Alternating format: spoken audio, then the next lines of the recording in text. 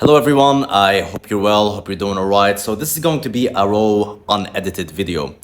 So I quit trading before, okay? And a lot of you guys are on the verge of quitting. I receive a lot of applications that basically in the application it's written like, we're on the verge of quitting trading. This application either works out or we're quitting trading. I receive a lot of DMs from people telling me to give them advice about them being on the verge of quitting trading. And therefore I have studied why I quit trading. I have studied why other people quit trading as well. And I'm creating this presentation here for you guys. So this video, generally speaking, is for people who are frustrated with trading, on the verge of quitting, who just can't take it anymore, basically. So multiple things to be said. Okay, let's start first by saying that every industry, guys, has a time to money function. Let me explain this. If you were a web developer, okay, let me change that. This is not what I want to use. Let me use this. And let me switch to presenter mode so we have less shit on the screen. Okay, so let's say you want to become a web developer. Okay, this is time right here, and this is money. Now, as soon as you start learning the skill right here, you're making zero money, obviously. And the more time you spend in the industry right here, the more money you make. Right here, you receive beginner money. Okay. Right here, you receive intermediate money. All right. And right here, let's say it's been 3 years that you're learning web development.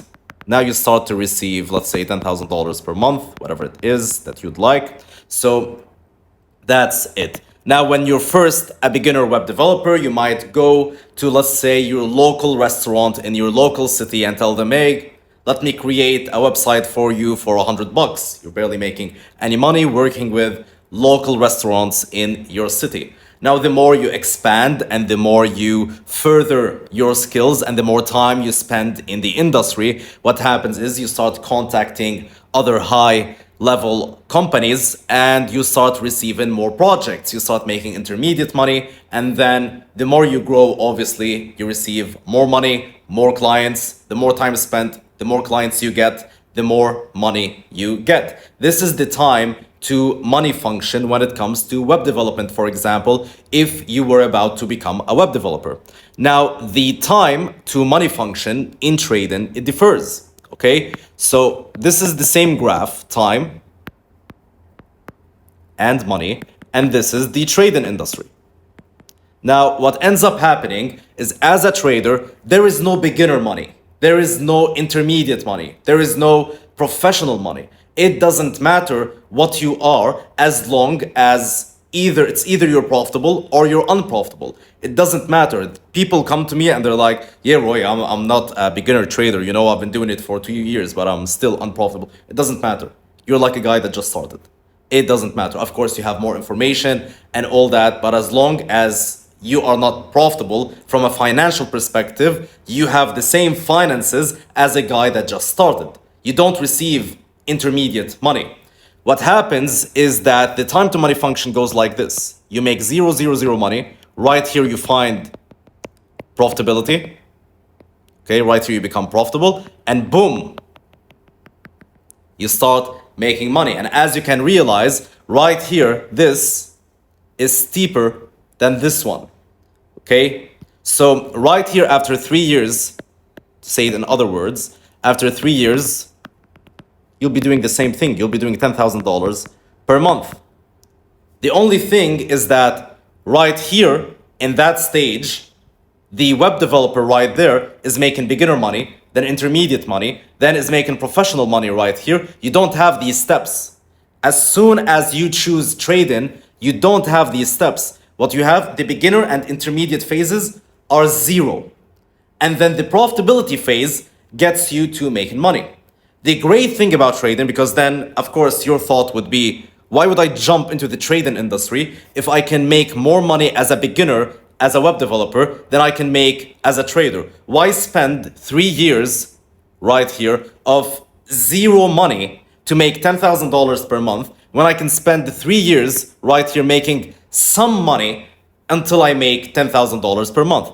It's because of multiple things. First of all, the end of the curve right here, trading is a lot more scalable than other industries in general. So right here, as you can see, this graph is going up. Right here, if a trader has been profitable for, let's say, 3 more years, so that's the 6 years mark. Why did my width go wider for the pen? Anyway, it doesn't matter. So 6 years right here, let's say you've been trading for 6 years. Let's say right there, you're making $60,000 per month. So right here, at 6 years, let's say, you'd be making, let's say, I'm just assuming, $32,000 per month. So trading, as soon as you become profitable, becomes a lot more scalable than any other industry. Why? Because with trading, as long as you are profitable, what's a scalability function? We've talked about the time to money function. What's a scalability function? A scalability function basically defines what is necessary for something to scale up. When you're a web developer, for you to scale up, you need good marketing, you need to increase your skills. Okay, so that's the scalability function right here, function of X, let's say. What you need is your marketing plus to basically increase your skills. A lot of stuff included in the scalability function of a web development business. However, when it comes to trading, the scalability function is basically just a matter of capital. So if I were to draw a graph, if you are profitable, right here, if you are profitable, that's as simple as that. If I'm profitable, so profitable, the more capital I have, the more money I make. It's as simple as that. They are linear. Okay? But with web development, if I were to take web development, even if I had more capital, it's not necessary that I'll end up making more money as long as I increase my capital. Anyone who's been in any business, because who does ads for this business, will tell you that. For example, we've had e-commerce brands before. What you do is, let's say we spend $1,000 on an ad. Okay, this is called the law of diminishing returns. I've talked about it before in other videos. So right here, let's say we have an ad and we spend $1,000. Okay, and we get 3 clients, let's say. Then the logical assumption is if I spend $3,000, I'll get 9 clients, right? If they are linear, the more capital I'm spending, the more money I'm spending on this ad, the more clients I'll get. So logically, you think, okay, the more money I have, so if I make, let's say, if I spend $10,000 right here, I'll get 30 clients. That's the logic here. However, that's not true because something it's called the law of diminishing returns. Okay, and the law of diminishing returns state that, first of all, when you're spending more money, this is your money spent. Basically, no, this is the return on ad spend, and this is your ad spend. So this is basically your capital. It's the same scenario as capital and profits when it comes to trading. Ad spend and return on ad spend. Okay, the more you spend on ads, okay, the more money you spend on ads right here. So you're spending more and more and more and more. First of all, the returns increase. Then the law of diminishing return comes here because technically, logically, you're saying that if I spend infinite money, I get infinite clients, which is not true, of course. So at some point, the more money you spend, it just basically stabilizes right here, and it even starts being anti-productive. With trading, so right here, the returns, it doesn't matter if I'm spending $10,000 or if I'm spending $100,000, I am going to get, let's say, 30 clients because it stabilizes there, let's say. Because logically, you cannot just spend infinite money on ads and get infinite clients. You can read about the law of diminishing returns later. So, going back to our point, basically just talking about other stuff right now. But when it comes to trading, it's very easy to scale. If you become profitable, the only variable in that case would become your capital. That's it. More capital equal more money. So more prop firms, more investors, more personal capital equal more money. It's only a function of capital. Your money grows with your capital. If you have a $10,000 capital, let's say you have $100,000 capital and you're making 5% per month, that's $5,000. If you have $1,000,000 capital and you're making 5% per month, you're making $50,000. If you have, so the more your capital grows, the more your return grows as well. So they are linear. So it's very easy to scale once you get profitable. And that's why you might choose it over other industries, even though in the beginning, you're not receiving beginner or intermediate money. The majority of traders, let's go back to the functions right here. The majority of traders quit because they're spending 3 years. This is the function of trading right here. You need to become profitable, right? Before you make any money. They're spending all this time, let's say not profitable, but they see someone else that started something else who is earning money. And therefore they focus on that beginning part. This person who just started this endeavor that they're following is making money. I started trading, I'm not making money. And they compare themselves to those other people. And they're like, since I'm not making money now, but they're making money, that means there must be something wrong about my trading capabilities, or there must be something wrong about the trading industry, and therefore I might as well jump into another industry since I'm not making money right now. However, you cannot choose an industry and choose another industry's time to money function. This right here is the web development time to money function.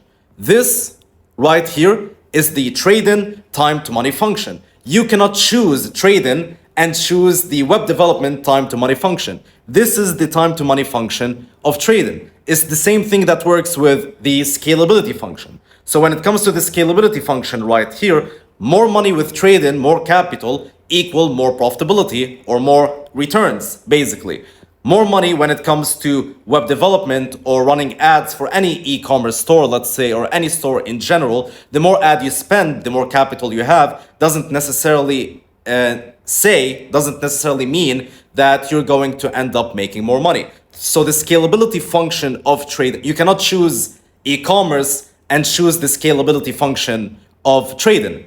And you cannot choose trading and choose the time to money function of web development. Each industry has its own set of rules. And when you choose trading, you choose the scalability function of trading right here, and you choose the time to money function of trading. Not this one, sorry. Where is it? We lost it, guys. Where's the time to money function? Okay, no, it's this one actually. Time to money function of trading right here. So you're choosing these laws the moment you choose the industry. What I want you to focus on, since the scalability function of trading is better than the scalability function of the majority of other industries, then I want you to focus on the scalability function, not on the time to money function.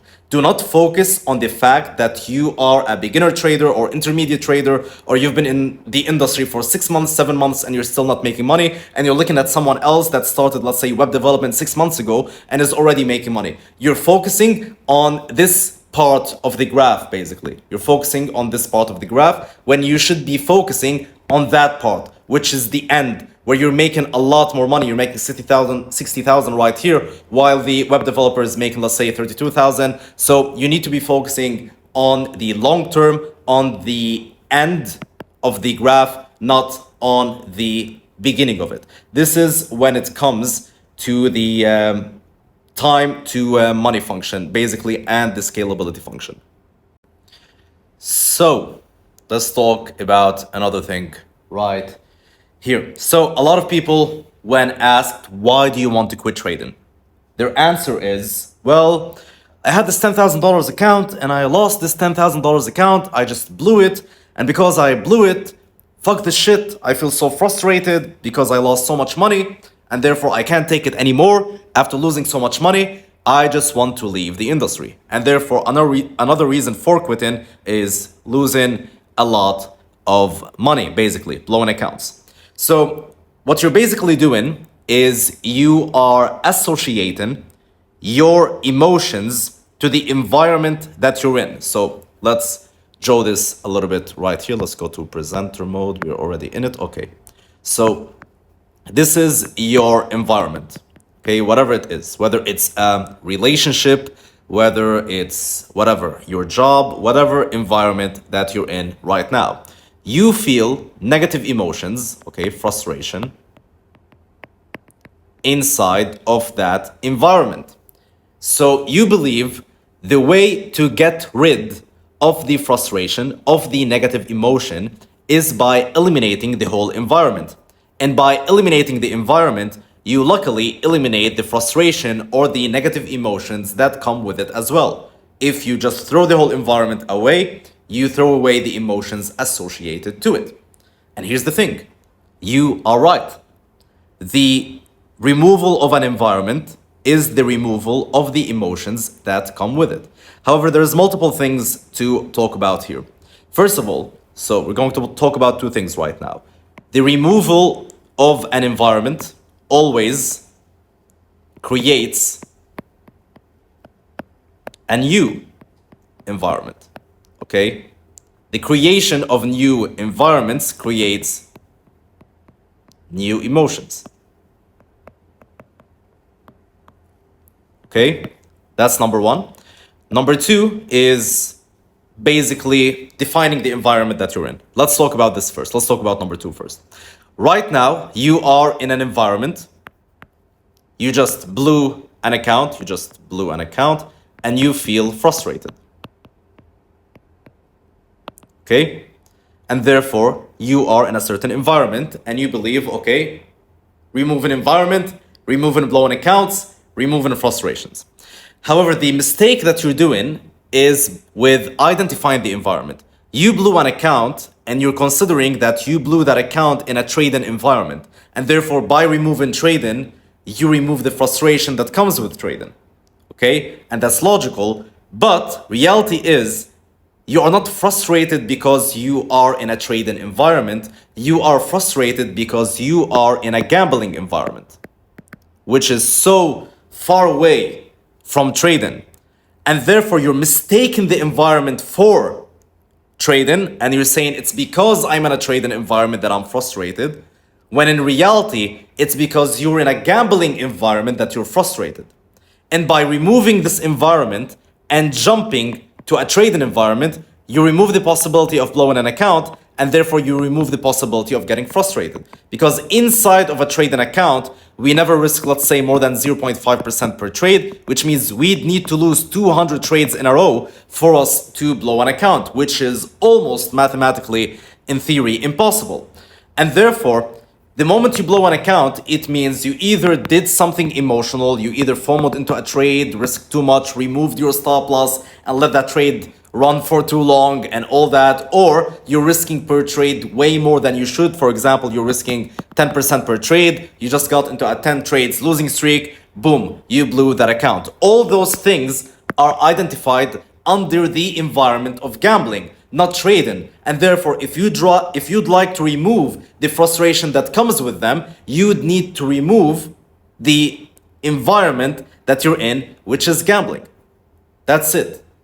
You need to remove the frustration that comes with emotional trading and risking 10% per trade. Let's not do that. How about that? And therefore jump into an environment of trading. Okay, that's very good.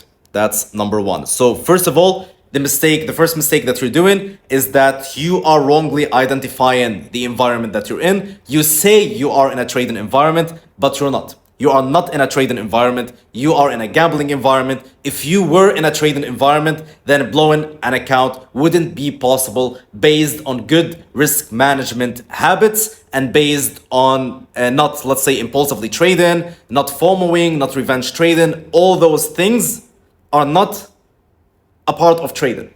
All those things are a part of gambling. This is what you do when you go to a casino, not when you sit in front of the financial markets and try to analyze them. So you're acting the same way that you would act in a casino, which means you are not in a trading environment, you are in a gambling environment. That's first. Let's identify the environment correctly. Since we identify that you are in a gambling environment, then boom, you could remove that environment, jump into a trading environment where these problems would be fixed.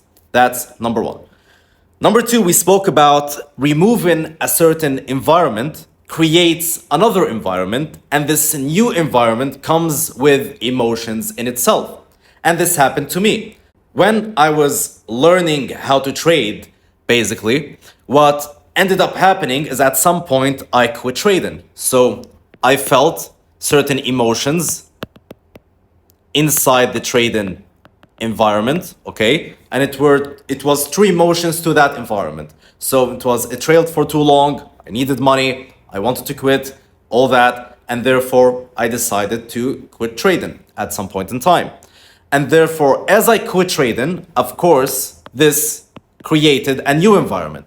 Because the time that I allocated to study trading, the time that I allocated to backtest, the time that I allocated to focus on trading now needs to be allocated for something else. So I'm creating a new environment by quitting trading. That something else could be a multitude of things. I could, for example, jump in a new business, or I could jump in a job, or I could jump in whatever other environment that I decide to jump into. And let's say in that case, I decide to quit trading and jump in a job environment. Okay? Now, inside that job environment, here's the thing. It also has its own struggles. And therefore, because it has its own struggles, it has no freedom. You know, I don't want to right now just start talking about jobs, no freedom, all that social media shit. So, you know these struggles within a job, and therefore, if you already have it, it means you know it. And therefore, I felt the negative emotions that were generated by that second environment. So I realized that whatever environment I jumped in, let's say I decide I don't want a job, I don't want trading, I want to be unemployed. Unemployed has its own struggles. And therefore, I felt the emotions, the negative emotions that might stem from unemployment. Let's say I jump towards a business. Okay, let's say I want to create an SMMA or a web development agency or whatever it is. This has its own struggles, which means it will have its own negative emotions as well. And therefore, I have realized that whatever environment that I choose to jump into, it will have its negative part. And therefore, because it will have its negative part, I decided instead of trying to avoid adversity, because this is what the majority of us do, we're chasing happiness. And by chasing happiness, what we're chasing, I want to avoid adversity. Anything that is hard, anything that will make me feel negative, I want to avoid it. This is what we're trying to do. We're trying to avoid adversity at all costs. However, I realized that whatever environment you're in, whether you are in a trading environment, a job environment, whether you're unemployed and you're sitting at home and watching Netflix all day, whether you are in an SMMA environment or web development agency environment, or whether you're retired, some people retire and do nothing, this also has its own negative emotions. You see that people who retire, for example, are focused on too many silly stuff, let's say, like where the remote is placed. They're very angry.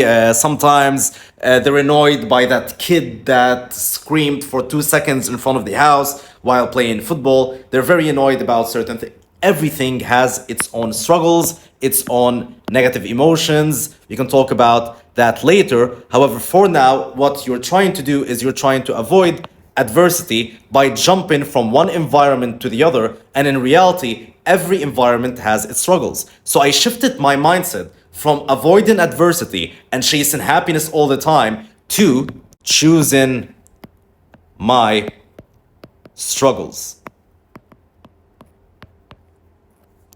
I choose my struggles. Struggles are unavoidable. However, I will choose these struggles. I will choose the adversity that I am willing to tolerate, that I am willing to deal with. And therefore, when I wanted to quit trading and jump into any other environment, I've asked myself this question. I said, here's the thing. The struggles of trading, as we've seen in the beginning of the video when it comes to the time and money function, is that I will not make money for a long amount of time. And then suddenly I will become profitable and I will start making money. And therefore, this is one of the struggles of trading. And there's the emotional battles. You already know what are the struggles of trading. And therefore, we also have struggles for a job or for unemployment. The struggles of a job are that I am not free. I am limited in my time. I have to be somewhere for a long amount of time, and therefore I have to be stuck also in one country. And for me personally, I was away from my family. I traveled to Germany to find a job, and therefore I was away from everyone that I previously knew, and therefore that was a struggle also for me, where I had to be away from any family, where I had to be away from any person that I previously loved and all that. And therefore I have decided, okay, that is a struggle as well. So everything had its struggle. But what are these struggles that I am willing to tolerate? And here's the thing, even right now, as a profitable trader, trading is the thing that I am willing to tolerate. The struggles of trading, the emotional battles, the everything that trading contains when it comes to struggles is the thing that I'm willing to tolerate. I am not willing to tolerate the struggles of a job that will keep me away from my family. Let's say, I don't want to get too much into it, but think about all the environments that you might jump into if you were to quit trading. Then think about their struggles, then decide whether you are willing to tolerate those struggles or not. Choose your struggles. And for me, the struggles of trading are the struggles that made the most sense for the benefit that I might get from trading.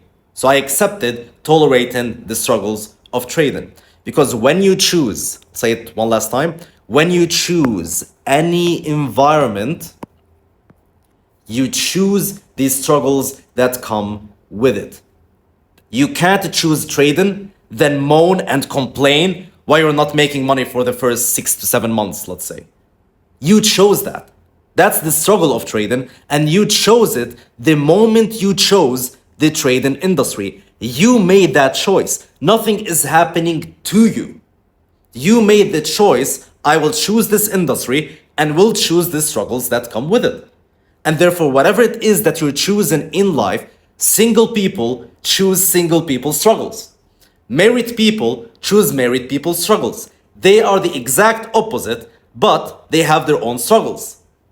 And therefore, if you choose to be single, you choose single, lonely people's struggles. If you choose to be married, you choose married people's struggles. What are the struggles that you are willing to tolerate? Lonely struggles or married people's struggles? You need to think about it. So instead of trying to avoid adversity at all costs, choose your struggles. Okay, that's a very important point as well. Let's check what else we have here in my notes. Okay, so the last thing that I want to talk about today is the reason why the majority of you, and the reason why I at some point also wanted to quit trading, is because trading was taking the majority of my day. So this is my day right here.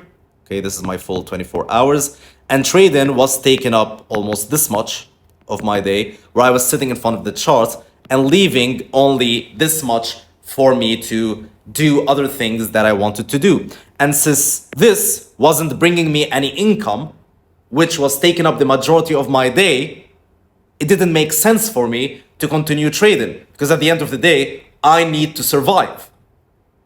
And therefore, I needed to quit trading at some point, because I believed, okay, you know what? Since this is taking up the majority of my day, if I just remove it and replace it with something else, let's say something else that has a time to money function where I can get paid as a beginner, let's say web development or whatever it is, if I could replace it with something that could give me money now, then I could at least receive some income and survive. Because with trading, I cannot survive right now. However, here's what I grew to notice about trading. Trading is like the gym. Okay, here's the gym. This is a gym environment that you're in.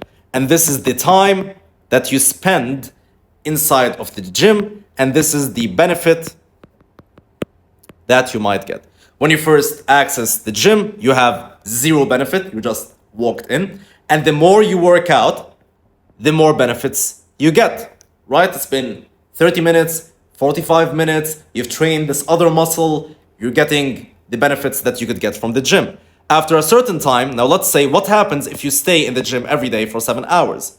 At some point, the benefit actually, as the law of diminishing return when it comes to ad spend in e-commerce, you start receiving negative benefits actually.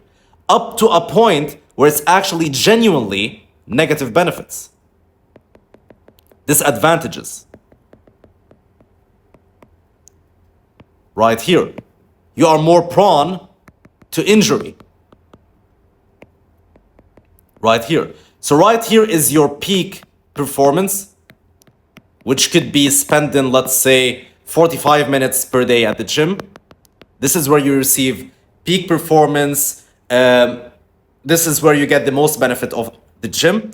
And then after that peak performance, everything starts going south. The more time you spend in the gym, the more prone to injury you are. The more tired you're getting, the more dehydrated you're getting, the more your muscles are getting tired, up to a point where you might get injured. And therefore, trading is the same thing. The more time, and this is money, or let's say performance, you first start, you access the chart, zero performance. You just walked in.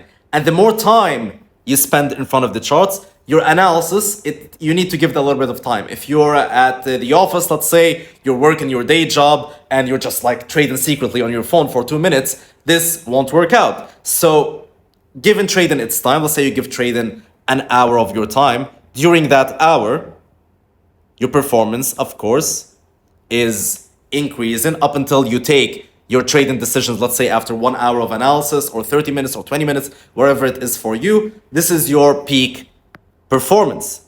After that time, right here, your performance starts diminishing up to a point where you receive negative benefits, where you could blow an account or do something stupid basically in front of the charts. Because the more you trade the same way in the gym, your muscles can get injured, your brain can get injured in a sense, where the quality of your decisions are diminishing. The more time you spend thinking, the more time you spend doing something that requires brain energy, the more your brain will get tired, the less quality your decisions are going to be. That's number one when it comes from a mental perspective. Now, when it comes from an emotional perspective, the more time you spend in front of the charts, the more bored you are. Boredom creates frustrations.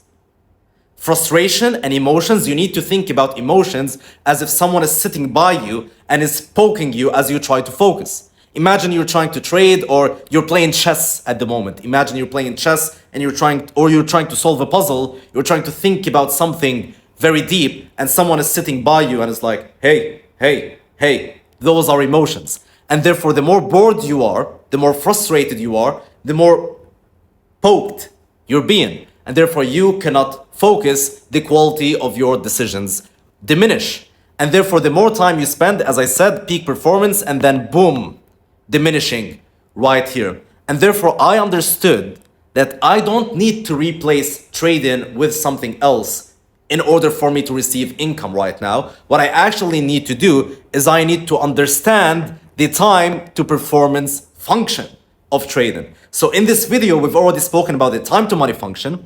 We've spoken about the scalability function of trading. And right now we're talking about, on a day-to-day basis, the time to performance function when it comes to trading. Now, once you understand this chart, you understand that if this is your day, right here, you could allocate the beginning of your day, let's say right here, 30 minutes to 1 hour to trading. Then allocate right here to, let's say, a task that has a time to money function that looks like this, a linear time to function task. Let's say if you have no job, if you have a job right here, you're going to your job, you're doing things that are necessary in your life. If you don't have a job, let's say you're trying to build a business or you saved up and you quit your job, whatever you did in your life right now. So right here, you choose something that has a linear function. For example, it could be web development. And then right here, the rest of your day, do whatever the fuck you want. Okay? So this is how your day should be structured when you're learning how to trade. It shouldn't be all day trading because you will quit it. If it was all day trading, you will reach a point where you need money, you need to survive. Let's say, even if you're a student right now, you will need to go to university, or people around you will start having some expectations. Even if you're married and you quit your job and you sit at home to trade, at some point, you need money. Whatever it is, you need money. And therefore, the trading function is like that. Okay, it goes zero and then suddenly profitable right here and you start making money. And therefore, in this area right here, this should be your schedule. Now, when you reach this area where you're making money with trading, you can choose whatever schedule you'd like to choose. However, trading doesn't need to take full control of your day. Trading only needs to be a small part of your day for you to respect the functions of trading right here. Okay, so a lot of people think, here's the thing, I receive a lot of people who say, you know what, I'm not doing really well in trading, or I haven't done really well in trading so far because I can't allocate full time to trading because I'm at a job. And then I look at them, I smile, and I say, well, actually, that's better. If you had all day to do trading, you'd be even worse than you actually are right now. You'd be more of a loser than you are right now. And therefore, trading, this is what it needs to be. You are doing enough if this is how much time you're allocating to trading. A trading schedule looks like that, an hour per day. Then on the weekend, spend 2 hours basically analyzing your past performance and learning from it. And that's all you need. That's it. Oh, I have a job, I can't allocate full time to trading, that's why I'm failing. No, that's not why you're failing. You're failing because right now you're a loser trader. Because of that function right here, you still haven't figured out how to make it work, basically. That's why you're failing. Not because you can't allocate all day to it. And if you could have spent 24 hours to it, then everything would be all right. That's not true. Okay? I'll just leave it at that, guys. If you like that video, feel free to let me down below and to let me know down below. And I'll see you guys in the next one.